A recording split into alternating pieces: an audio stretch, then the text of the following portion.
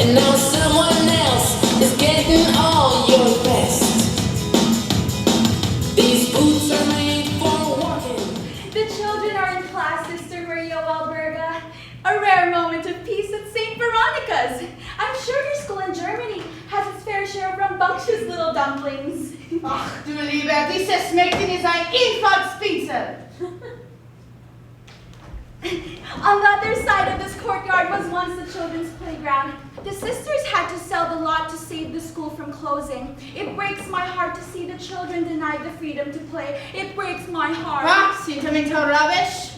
Nonetheless, this news disturbs me. This institution appears to be in severe financial trouble.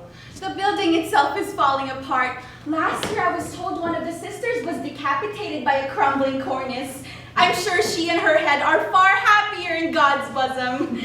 How long have you been at St. Veronica's? Only a few months. I arrived on January 17, 1966. I now consider that the day I was born. Where did you come from? Here in Pittsburgh. I never lived anywhere else. I do love it so. There's something so dark and grotesque about this city that I'd find a comfort. Child, you seem queer. Do I, sister? Your eyes betray that you may be hiding something. Oh, but I am not, sister. There is nothing behind my eyes. There is no room for secrets in the religious life. Perhaps what you observe is that I have saintly visions, hear heavenly voices, and have the power to heal. But that's all. There you are. This is the limit. This time you have really gone too far. Oh my, you must be Sister Maria Wahlberger, direct from the Deutschland. Have you been here long? I'm Sister Acacius. I have only just arrived. And your position at St. Veronica's? As we are both a convent and a grade school, I act as mistress of novices and wrestling coach. In fact, most of the kids lovingly refer to me as Coach Acacius. That sounds suspiciously secular. The postulant was kind enough to provide me with a brief tour. Sister, don't get the idea that this girl is typical of our order. We're not all kooks and oddballs. The postulant was just telling me about her sacred powers. Powers? This girl needs evaluation and treatment for a mental disorder. I only tell what I hear and what I see. You're testing my patience. Child, describe to me your vision. Visions? Ha! We wasted a perfectly good rhubarb pie because she claimed she saw it in the face of Thomas Aquinas. Go on, tell Sister Wahlberger about your latest vision. Get a load of this. Tell me, child. This morning I was working in the laundry and I was scrubbing one of the boys' underpants, upon which I saw the holy face of St. Clair. Etched among the urine stains. This is sacrilege. Sister Maria Walburga, do you not see the delicate features of St. Clair?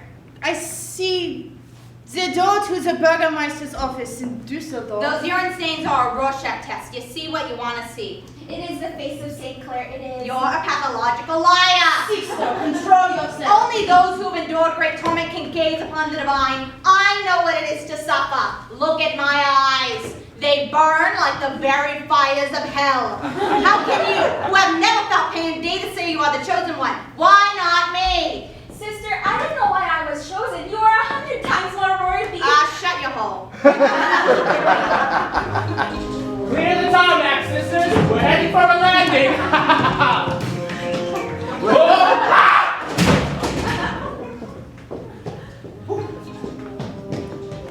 Ah, you must be Sister Maria Valverga. Welcome to St. Veronica's.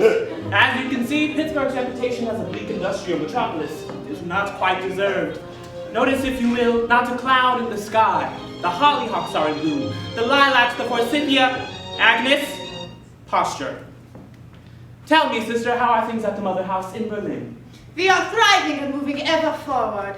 Your school appears to be on its way towards extinction. True, our vows of poverty have been tested, but like the rock of St. Peter, St. Veronica shall endure. The Mother Abbess in Berlin has told me that you have petitioned for the right to tear down the present building. Yes, to build a new, modern one in its place.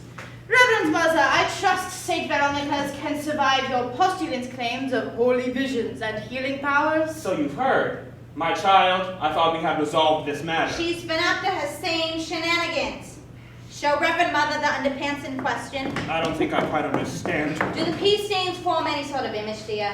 Let's see. It could be a hippopotamus.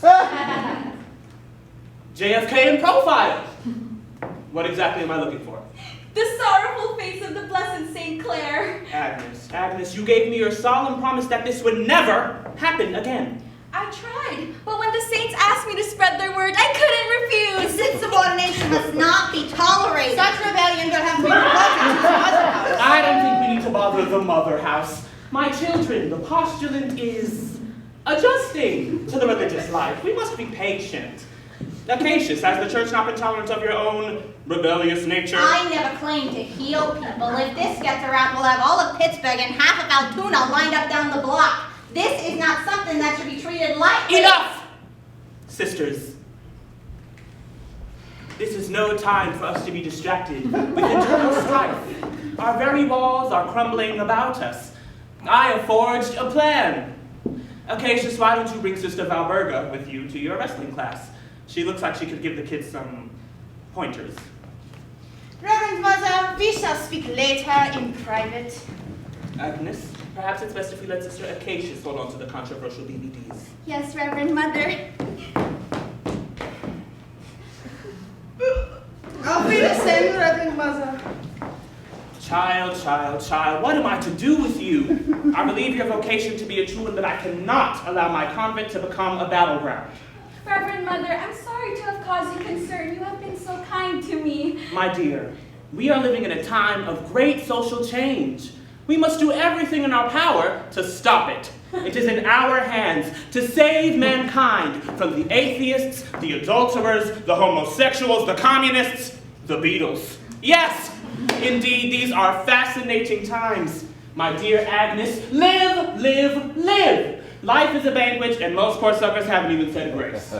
I suppose I don't appreciate the world around me. It's the simple things that make life worthwhile.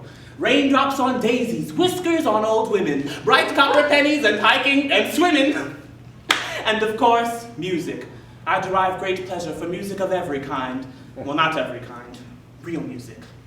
White people's music. Yes, Acacius. An unfortunate accident. On my way to the gymnasium, I slipped and dropped the underpants down the well. At least the stains have been removed. My dear,